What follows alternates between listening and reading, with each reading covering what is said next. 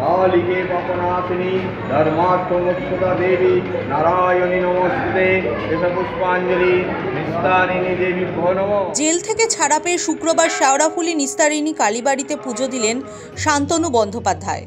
সেখান থেকে বৈদ্যবাটিতে গঙ্গার ঘাটে জল তুলে বাবা মুক্তেশ্বরের মাথায় জল ঢালেন। শিক্ষক নিয়োগ দুর্নীতিতে 2023 সালে ইডির হাতে গ্রেফতার হয়েছিলেন তৎকালীন হুগলি জেলা পরিষদের স্বাস্থ্য কর্মাধ্যক্ষ শান্তনু বন্দ্যোপাধ্যায়। পরবর্তীতে এই মামলা সিবিআইয়ের হাতে যায়, ফলে সিবিআই হেফাজতে চলে যান শান্তনু। দীর্ঘ 2 বছর জেল থাকার পর জামিন পেয়ে কেঁদে ফেলেছিলেন। আইনি প্রক্রিয়া শেষ করে সদ্য ঘরে ফিরেছেন তিনি। এদিন পুজো দিতে এসে তিনি জানান, গ্রেফতারের পর বিভিন্ন জায়গায় তার অনুগামীরা মানত করেছিলেন। সেই পুজো দিতেই এদিন শেওড়াফুলিতে আসা। তার জন্য আমার পরিবারের মতো যারা আমার দলের কর্মীরা, তারপরে নিজেরা বন্ধু-বান্ধব, তারা বিভিন্ন জায়গায় মানত করেছিলেন আমাকে নিয়ে। এবার তারাই এখানে সব আয়োজন করেছে, আমাকে বলেছিল আমি নিশ্চয়ই যাবো। যে যে জায়গায় মানত আছে চেষ্টা করবো, বিশেষ করে যারা আমার ভালো চাওয়ার জন্য মানত করেছেন, তারা মানত করেছেন এখানে এসেছি, তাই পুজো দিতে আজকে ভালো করে পুজো দিলাম।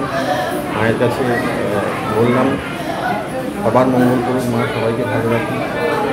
আমার দলনেত্রী মমতা বন্দ্যোপাধ্যায়, অভিষেক বন্দ্যোপাধ্যায়, তারা দীর্ঘায়ু হন, তারা ভালোভাবে থাকুন এবং আগামী দিনে আরও এগিয়ে চলুন। আমার দল তৃণমূল কংগ্রেস আরও ভালোভাবে এগিয়ে চলুন। আগামী দিনে কী প্ল্যান? প্ল্যান কিছু নেই। এদিন সাংবাদিকদের মুখোমুখি হয়ে শান্তনু জানান, আপাতত দুঃসময়ে যারা পাশে ছিলেন তাদের সঙ্গে যোগাযোগ করছেন, পরে অবশ্যই দলের নেতাদের সঙ্গে যোগাযোগ করবেন। চেষ্টা করবো মানুষের জন্য কাজ করতে, আমি যদি সেই সুযোগ পাই, দল যদি আমাকে সেই সুযোগ দেয়, আবার চেষ্টা করবো করার। দলের সঙ্গে কি কথা হয়েছে এর মধ্যে? না, এখনও পর্যন্ত সেভাবে কথা হয়নি।